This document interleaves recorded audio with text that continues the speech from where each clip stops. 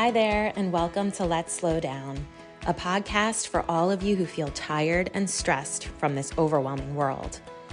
Here we'll have fun, inspiring conversations about living life on our own terms and explore ways to ease the pace of our modern world, because life really is good when you're relaxed enough to be present for it.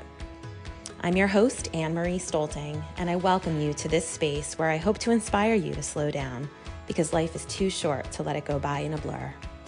So take a deep breath, relax, and enjoy the show. Today's guest is Emily Geizer. We had a very interesting health conversation about how slowing down can actually fire up your metabolism. I also wanted to mention that I will link in the show notes some information about Emily's Sugar Shake Off. It's a free 5-day online offering that I'm going to be participating in. And it's a good way to reset your health and relationship with sugar. So there will be info in the notes, and that starts on March 6th. Looking forward to seeing you there, and I hope that you enjoy our conversation today. Today, I have a new-ish friend of mine, Emily Geizer, on the show as our guest. Emily is an integrative health coach who works with busy women who describes themselves as exhausted and juggling too many balls. I've definitely been there. Her focus on women's health isn't measured by the number on the scale, but rather the radiance of your skin, the ease of your digestion, the resilience of your immune system, the harmony of your hormones, and vibrancy in your head and heart. She works with women one-on-one and just recently started a podcast on topics of alternative health and wellness called Eudamonia. Hi, Emily. Thanks for coming today. Hi, thanks so much for having me. I'm looking forward to this. Yes, me too. Me too. Eudamonia, by the way. Explain. I know we've talked about it, but explain to everyone what it stands for. Yeah, it doesn't make sense when you first hear it. What? What is from this ancient word called eudamonia. And I just discovered it. It means like the state of human flourishing, and flourishing as it pertains to each person, which is a little bit unique to each individual. And that's a big part of what I believe in wellness, is that we all have a unique approach to what our own bodies and minds need. And so I just think eudaimonia is a perfect word for that. And eudaimonia, what? I love it. Yeah, I didn't give it the right Intonation, inflection. inflection. Exactly. But it's a great word. And I feel like most people have never heard of it, which hence your title. But what an important theme that I feel like everyone should at least know what this word is. And Yes. keep it in the back of their mind. Like, okay, is this in line with my eudaimonia? Because it gets lost in the day-to-day, in the busyness of our lives, in all of the things, the stress, the challenges that come up. I think this idea of flourishing and thriving is something that we don't really feel is attainable, maybe, or maybe not in Mhm. like this stage of life. Maybe when things calm down, we can attain thriving, but who has time to thrive, right? We're so busy just trying to, Yes. I don't know what, Yeah. Yeah. That keep up. to keep up. Exactly. Keep our head above water, keep up with everything. And the flourishing and the thriving. I love all of the words, all of these beautiful adjectives in your bio: radiance, ease, resilience, harmony, vibrancy, flourishing, thriving. These are wonderful words that are, to me, the true picture of a life well lived and healthy, and the things that we strive for. But I would bet that a lot of people don't describe themselves using these types of adjectives. It's more what you mentioned in the beginning, women who are exhausted, juggling too many balls. Those are the words. And when we say to a friend we run into in the store, "Hey, how are you?"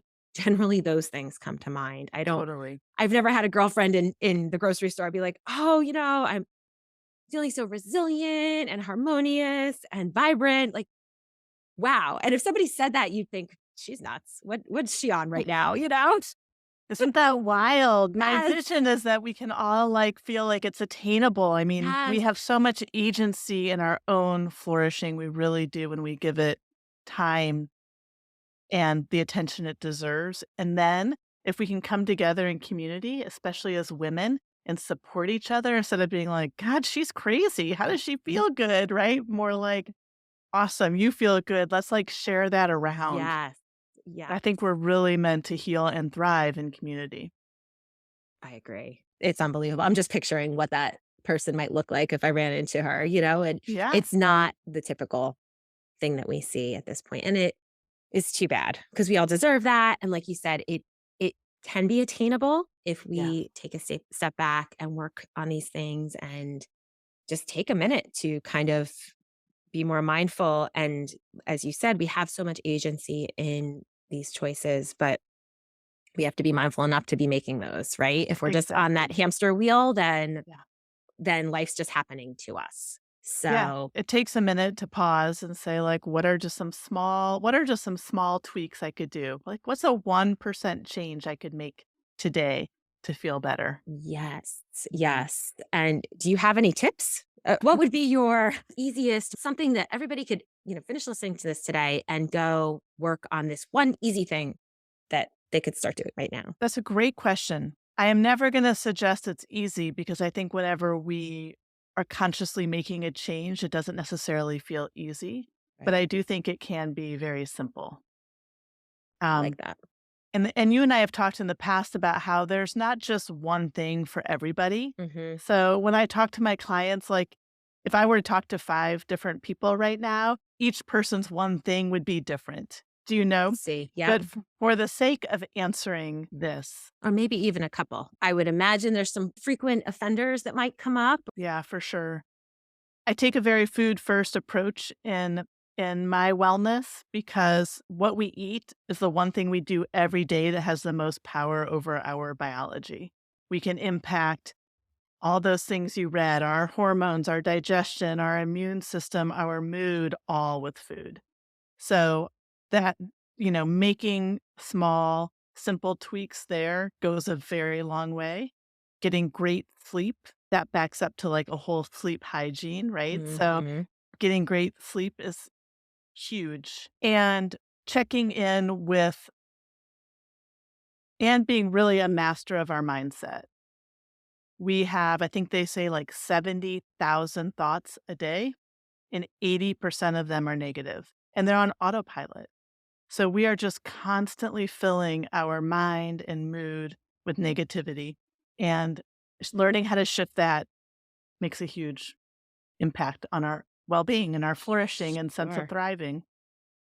It's really powerful. And I've gotten better at catching myself with those negative thoughts. And I notice they start like from the second you open your eyes. I feel like, Yeah. I get up. I always have to go to the bathroom. So go to the bathroom. You look in the mirror. It's so bags under my eyes, almost constant, and not even conscious that we're doing it. They just sort of happen. How do we reframe those? That Okay. can be really hard first thing. You're not aware of Yeah. anything, Yeah. right? I heard something recently, actually, it's been a while, and I've practiced it and shared it with people, and it's simple. You don't have to engage too much, but if you wake up first thing, while you're still in bed, put your hand on your heart to say, "Good morning, Anne Marie. I love you," to yourself. The calming effect it has over your whole body is just amazing. A gentle word to ourself, a positive word. Yeah. And of course, that can spread out. There's things you can do. I have a million tips that you can do all day Mhm. long to remind yourself to stay in a more positive mindset. And by that, I don't mean that you're not aware of the problems. There's a lot of problems in the world. And maybe, we're each going through our own struggles. And it's really important to be honest about those. Mhm. But it's these like unconscious thoughts, the 80,000 that are just, you're not thinking about those 70 or 80,000 thoughts each day. You might be thinking about 20, Right. 50 at best, right? So it's more just taking care of the autopilot thoughts. Yes, the autopilot. It's hard to wrap our mind around the fact that there could be that many thoughts. It's hard to think about that many thoughts. Right? And this is where it can get sneaky and impact so much of our wellness. So like just for example, imagine that you're in kind of having this like negative dialogue happening in your mind Mhm. and you're on this hamster wheel going, going, going all day.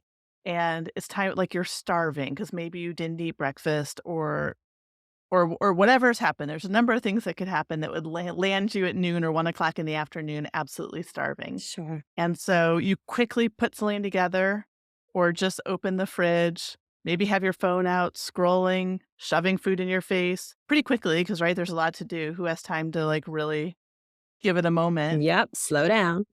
Yes. And that alone impacts our path to wellness because I'll break it down a little bit for you. There's like when we are in an anxious state, it's what they call like fight or flight. It's just how it's generally Mhm. called, right? And this is kind of when we're just hyper aware of all the stuff that's happening. Cortisol's rushing through our bodies from our head down.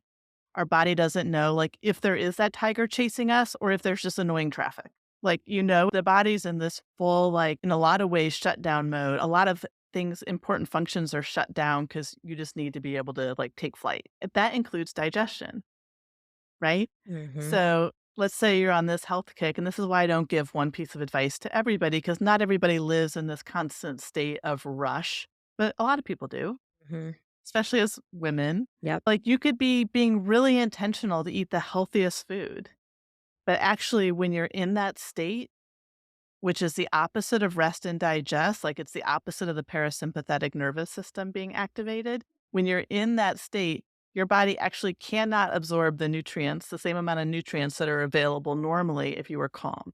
So you're eating this, like, let's say you just have this like gorgeous salad full of like all these colors of fruits and vegetables. You're not getting nearly what you could if you took a moment to shift and be more in a calm state. Wow. It's wild, It's right? it's wild, and I honestly never have heard that before, and I've read quite a few health books, Yeah. nutrition books, diet books, and you had mentioned this idea to me of mindful eating not too long ago, and you said, rest and digest," and I immediately took that as okay, eat the salad, eat the meal, and then take that time. It's like what we would be told when we were little, right? What do you got to wait 20 minutes before you can go run around after you eat, that kind of a thing. Right, And that's right. what I was thinking of. Like, okay, Yeah. take a little time to rest after you eat, let your food digest. And you said, oh, it goes way beyond. So, like I said, this is really new to me and I want to hear more. So tell us. Yeah, Fill so us in. just the act of slowing down actually fires up your metabolism. And What? yeah, the while you eat, right? So your metabolism is much more than just calories in, calories out.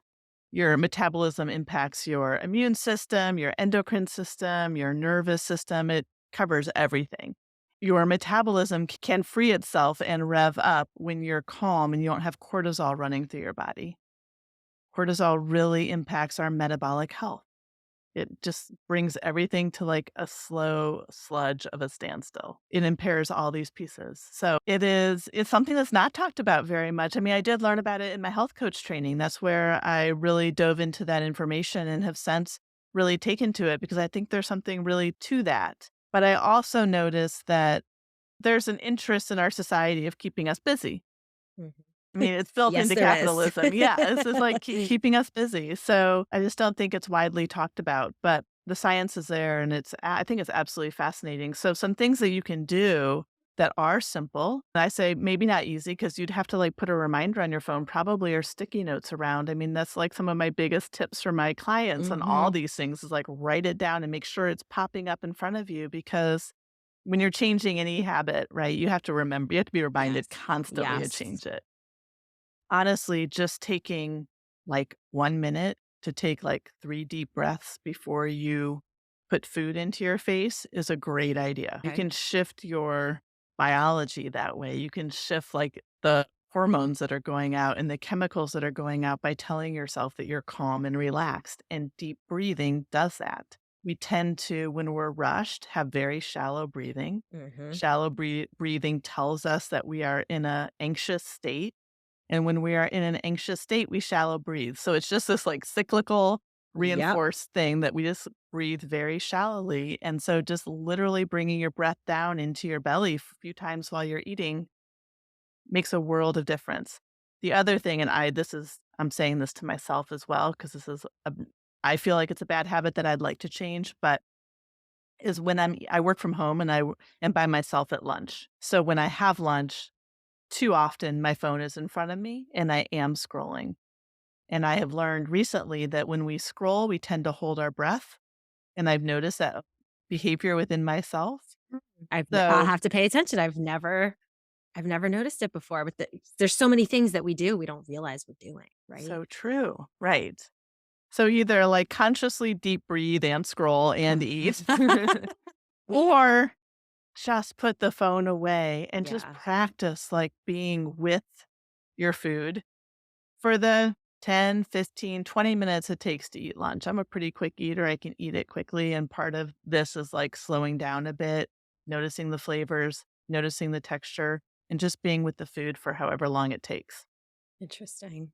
I Hmm. did read something recently. I think it's kind of in line with what you're saying now in regards to smoothies. So I'm not sure if you're a fan, but they said, well, if you're eating, let's just say you have 5 whole foods that you're putting into your smoothie. If you think about how long it would take to maybe sit down and eat that banana and then the celery and the whatever it is that you're putting in the nuts, if you eat them all separately, one by one, it would take you longer than if you blended them together and then, most likely you're taking Slurp your it up. Yeah. yes, in the car, on the phone, whatever Yeah. it is that you're doing, Mhm. on the go, go, go.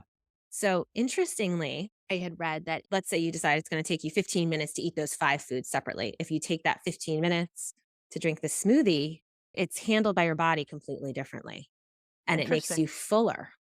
And I Yes. thought that stuck with me because I'm thinking, well, isn't it a banana? Like, same difference, but apparently it's not. So I guess that kind of goes in line with what you're saying with just slowing down, right? Yeah, I think that has a lot to do with transit time. There is just transit time with certain foods, right? And so that is a part of the reason why they say, like, wherever this came from, like, to wait 20 minutes before you decide if you want more food. Have you heard Mhm. that? Like, if you Yes. eat and you're still hungry, give yourself a minute because it just hasn't moved into your stomach. So I imagine it's a similar piece with the smoothie, which you could drink in, like, very quickly, Right. right? Right. And then be like, now I'm hungry. Now I want to go Right. on to my next thing. Gonna eat more. And I Y- think they even said it would hold you over longer if you took a little longer eating it. So, Awesome. Yeah. yeah.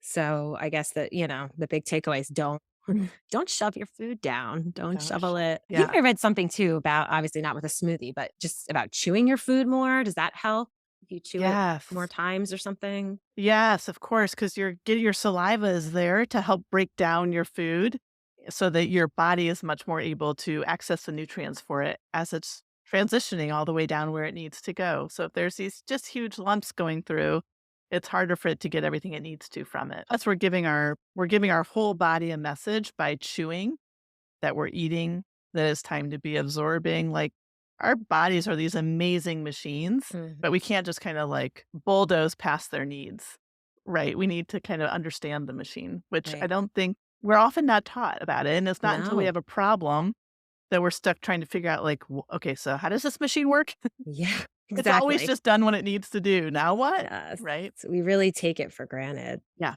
that Yeah. it's So just true. gonna keep going. And a lot of times there'll be a really subtle issue with digestion or just something isn't certain foods don't sit well with everybody. Yeah. And, if it's not like this crazy huge anaphylactic reaction, a lot of times we might not realize, we might not ever realize, or it might take us a really long time to realize. So are there along these same lines, is there certain signs to look for as we eat more mindfully with, like, how we should feel after we eat? Yeah, for sure. That's a really good question. I think what you want to look for is that you have even energy after you eat. There's not a huge slump where you need to take a nap. You're not running to the bathroom Mhm. with an emergency. You don't have bloat afterwards. Another one is like headaches shortly thereafter or Uh-huh. headaches at all. What does the huge slump mean? That happens to me sometimes. If you eat a meal and you feel tired. Yeah, well, some food is just heavy. Mhm. Right? Like, but generally what it means is that you overloading your body in a way it can't quite keep up and sustain the energy for the full day. You are meant to like have good, strong, even energy for the full day. So I think wherever you notice that that's not happening, there are tweaks to be made. And it might be the timing of your food. It might be your sleep routine Mhm. at night. It might be like that actual meal that you ate. But I think there is something, if I get into a pattern where every afternoon I'm exhausted, I'm one to read the signs in my body. I don't just like Sure. medicate everything that happens, right? Mhm. So I could just plow through my fatigue with green tea or coffee, but I also like to interpret it and say, okay, so what's happening here? What do I need to look at? And seasons do it. Like this is a quieter time, Yep. right? So it's about shifting to all that.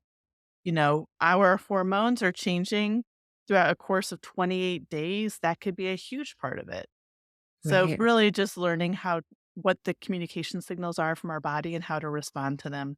Because if there is a time that you're having a slump continuously, there is something there that would benefit you to fix, not just your energy, but your overall wellness. And you really need to take that time to slow down and look at the big picture Yep, and figure out what is everything's connected, right? So what exactly. pieces to this puzzle are missing or maybe need to be tweaked. I love that. It's important to remember that it might not just be the food that we're eating. It's a little bit of all of it, So much. right? Yes. That Absolutely. balance. Yeah. But generally, so you're kind of saying if we're eating in a way that is serving us, if we're kind of functioning in a way that's serving us, we should feel pretty even all day in terms of our energy Yes. and our mood. I mean, I know so many things can affect mood, but we should Mm. feel pretty even, We right? should feel pretty even. Okay. Yes. Okay. That's good to know. Yeah.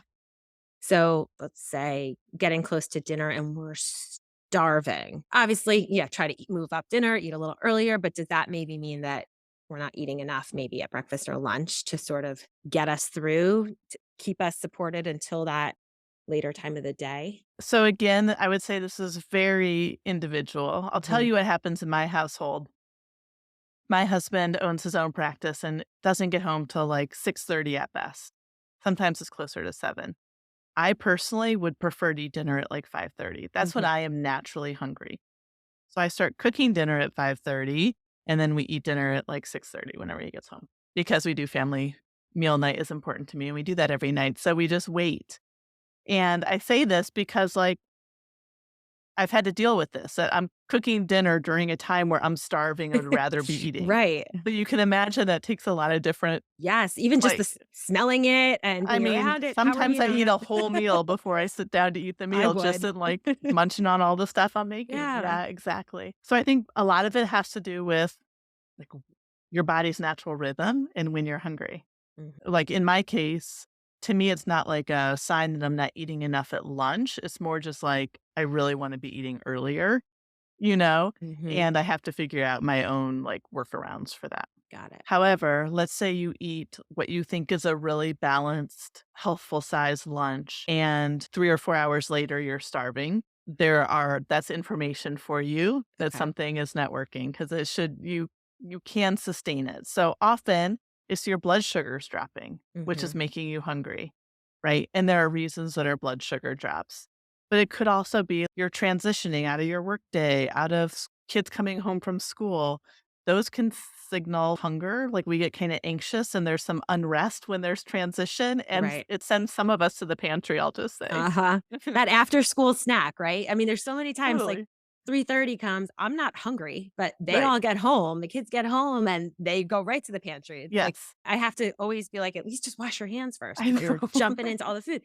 And then I find myself picking along with them. I Yep. know I'm not hungry. I Right. know I'm not. Yeah. But I have to be better about reminding myself that and Yes. maybe asking myself, why are you eating right now? Another thing that we confuse with hunger is boredom. And so that's another thing that might come up where you feel like you're hungry, and it's good to ask yourself, like, am I hungry or am I bored? The total opposite of the mindful eating, right? The mindless eating. Yes. Just When I've run clean eating programs with groups of people, so leading a group, you kind of have to give general directions. And I'm not one for at all limiting calories, but I am one for becoming mindful. So just tuning into why you're doing things. And like some tips that I give are when you first become hungry, just notice what you're really asking for. Is it your mind that's hungry? It's wanting something? Or is it actually in your belly? Those feel very different. And try moving your body. Like if you have a rebounder or can like invigorate your body, dance. You can really shift the energy. Have a big glass of water. That shifts the energy. If after that you're still hungry, then you're hungry. But at Right. least try other things. If you're wanting to like pay attention to your hunger cues, try other things and see like I think it's good to learn why hunger shows up for us. Yes, and I've noticed with the water, and I do drink a lot of water, but I think a lot of times thirst can feel like hunger. Yeah, exactly. Yeah, and you do feel so much better, and that's something quick and easy, and then all of a sudden you're like, "Oh, actually, I'm fine. I feel a lot Yes. better." Man, hydration, that was one of the things when you were asking me, like, my one thing, I Yeah. threw it to my list of 3. Yep. Hydration was almost right there. On a different day, it may have been my number 1. Yeah. Well, having these little tools that we can turn to that are accessible to everybody that you can do at work, you can do at home, and can have your kids do. I feel like those are the little nuggets that are so important because adding a few of them, picking the ones that serve you best on that particular day can make such a huge difference overall. And they are doable. Yeah, and for the listeners who are parents, starting to have these conversations with your kids is some of the best things you can do. Just help them start becoming aware of why are they eating? I think that we can be scared to talk about food with kids because we don't want to create issues. Right. However, giving them really good tools about tuning into themselves and the power of food is far from giving them an issue. It's actually giving them a Exactly. tool. And I think that's really Exactly. important. Educate them on everything. I think you're right. I think a lot of us, especially when we have daughters, you want to be so careful about how you talk about food because obviously you want them to have a healthy body image and have a healthy relationship with food. But Yes. we can come from a certain approach Yeah. where giving them information is huge. And then it means more too. Like, well, the science says this. It's not mom thinks might want to Yes. cut back on on the chips or whatever. So coming from that place of this is what the health coaches say, this is what the doctors say, this is what the Yep. books say. Exactly. Super important. And really this is what our body says, right? This is what our Yes. body's telling us. hmm And a lot of us, I think, just kind of one of our coping tools is like really separating from our bodies, right? Most Mhm. of us, if we're women, grew up not really in great relationship with our bodies. And then we're parenting from that place too. Yep. So I think it's like a very important area to explore our own issues so that we are not passing them along and we're being really mindful and conscious of what we are passing along. 100%. Yeah, Yeah. it's really important, and it can make a huge difference, especially passing it along to them when they're younger. They are gonna just grow up differently. They're not Yes. gonna have to relearn some of these habits. Yes. Along with all of these routines and hmm habits that we've talked about, what does your morning routine look like? What's a health coach's morning routine look like? Oh, wow. Okay. First of all, I will just say I love mornings. It is my favorite time of day. And my routine has grown. Each year I've added those on. So when I say this, I feel a little bit like, oh gosh, don't shoot the messenger. And just doing one thing. Like I think literally if you don't have a routine and tomorrow you start with your hand on your heart and say good morning to yourself and you love yourself, that is a phenomenal first start. Huge. Yeah. That I would bet a lot of people aren't doing, me included. No, of course. Yes. Yeah, I don't do it every morning either, but it's a fantastic way to start the day. What I do that is really important to me. So I've studied Ayurveda for a long time and I incorporate a lot of Ayurvedic practices into what I do. So I do start my morning by splashing my face with cold water. That's an Ayurvedic practice. I also use a tongue scraper and scrape my tongue, another Ayurvedic practice. Then I go downstairs and drink a glass of lemon water.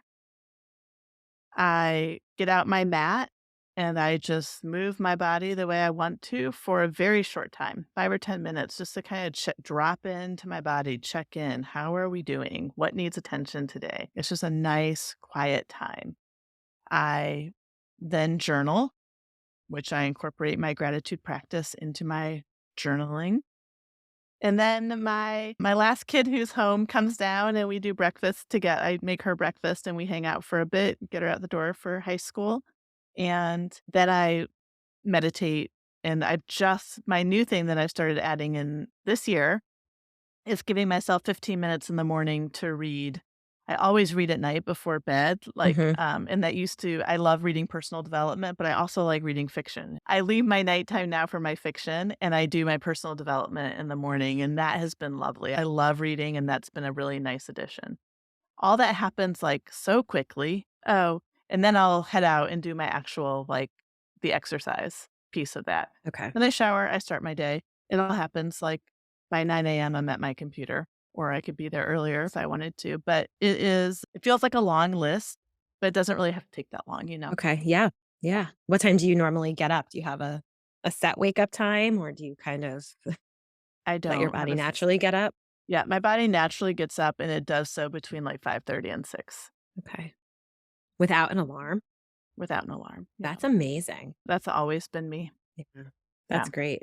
So that really means that that's That's my your rhythm. natural, yeah, it's your natural Totally. rhythm. Mhm. Wow. Yeah, my lights will be out at 10 at night. That's just, like, when I can be true to myself, that's So my best. being Yeah, consistent with that. yeah. I mean, even when I was in college and I would go out, I'd go to bed at 2 or 3 in the morning, and I would be up at 6. You Like, would. So yeah. you are a true morning person. I'm really a true morning person, and I love it, but it feels much better to wake up when I've had enough sleep, you know? Yeah, yeah. And it's interesting, I've started doing the same thing with the reading in terms of the self-improvement kind of stuff in the morning and then the fiction at night. Yeah. I used to kind of do all nonfiction, and it's a nice treat. I know a lot of people like to watch shows before bed. I would much rather have a really good fiction book that I'm reading Yes. at night, and then that's my treat before bed. And Are you reading a good one right now? I just started Emily Giffen's new book, and I can't even think of the title. I Oh, literally just started it last night, but it's good. So far, so cool. good. Yeah. Awesome. If it's too good, I have to set something on my phone because Will then I you could end up staying up way too late. really? Yeah, I have to watch. Sometimes if it's a really good book, I'm like, okay, maybe I should read this during the day because I know I'm Uh-huh. going to be up till 2 o'clock in the morning trying to Yeah. finish it. But it is a nice way to end the day, just Yes, something fun and mindless and relaxing. totally. So, along those lines of relaxing, what does slowing down look like to you in a nutshell? How would you describe Mm. slowing down? Well, I took the word busy out of my language, my usage a Love couple of it. years ago. Just yeah. And I noticed and so now I've been reflecting on, like, when I feel busy or rushed, if I need to feel that or if it's just a habit, there's something very satisfying and productive feeling in being busy. Right. Mhm. I don't want to be busy. I want to be productive and like I want to have a fulfilling life and give back to society, but feeling like rushed and busy is not at all my goal. So I look to the places where that can feel just like annoying. And one of the places, for example, is with like cooking dinner. Let's just say that time Mhm. that you're getting home from Yes. sports, all the activities, and you've got to throw something together. I really like to bring intention to that time being a joyful time. I love cooking and I like to just drop into an easier time with it rather than feel pissed at it because then I Yes. don't want to do it and the energy is so Yes. bad. And like I said, we value a family dinner. There's nothing worse than sitting down at the table feeling annoyed with everybody and everything, right? Resentful. What are some ways that you make it fun and joyful? Okay, well, I made a like cooking dinner playlist. Love So I've it. had really good music on. These are all like phases of things that I've done. I'd like to do this again. Actually, I used to have a candle in my kitchen. I would just light the candle before I cooked as more just like okay, we're starting this time, Mhm. so like crashing into it, like here Yes. I go, starting this time. I love to plan ahead. I found it very useful to plan ahead and Yes. know what I'm cooking when I walk into the kitchen. And if I can have 45 minutes to just be with myself and do that, that's my dream. Good stuff. It doesn't always work that way, right? Right, it But does not. yeah. But even something as simple as taking one of those things, the planning does help, and I'm with you on I don't love the planning of it, but it is so useful, and it does make Yes. it so much easier, and it just lets it flow rather than have no plan and not have the right ingredients and be extra frazzled come dinner time.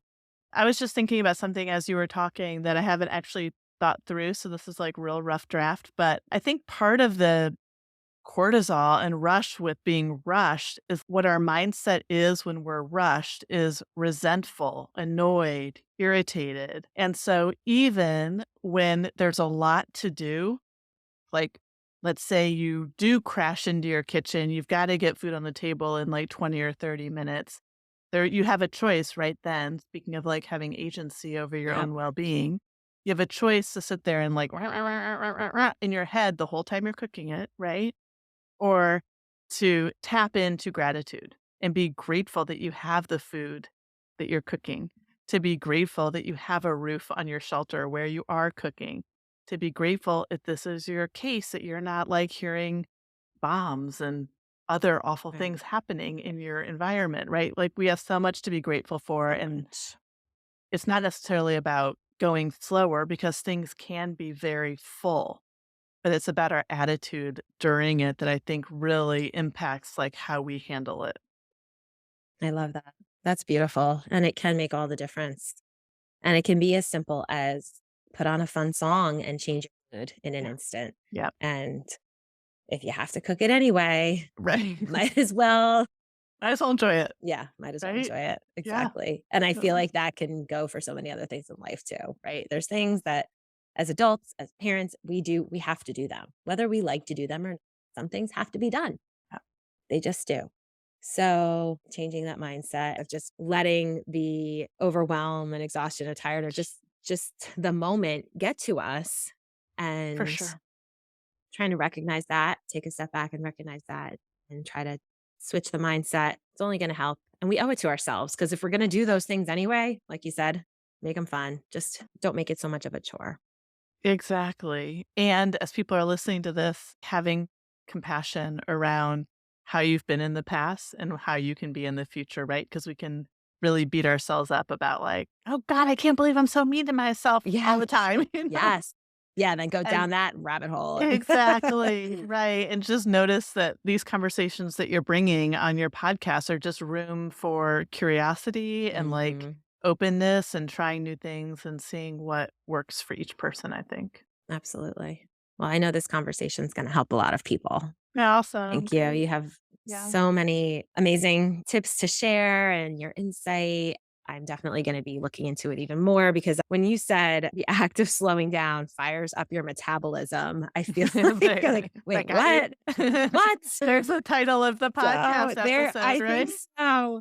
Yeah, I mean, it's kind of mind blowing and it's yeah. probably new information for a lot of people. So thank you, Emily. Thanks for having You me on, it's been fun. absolutely. It's been a pleasure. So why don't you tell everybody? I'm sure they're going to be wanting to connect with you and definitely listen to Emily's podcast. It's a lot of fun, a lot of interesting stuff on there for sure. So where can we find you? Thank you. Okay, so the podcast is called What? And I think that Emery will link it in her show notes, Yes, but I it's will. anywhere you can listen to podcasts. It's 3 different words, What. And my website is my name, emilygeizer.com. Also on Instagram under that same name. I'd love to connect with people. All right. Definitely. And I will put everything in the show notes, all the information so people can find you. So thank you so much for being here today, Emily. Have a wonderful day. Awesome. Thank you.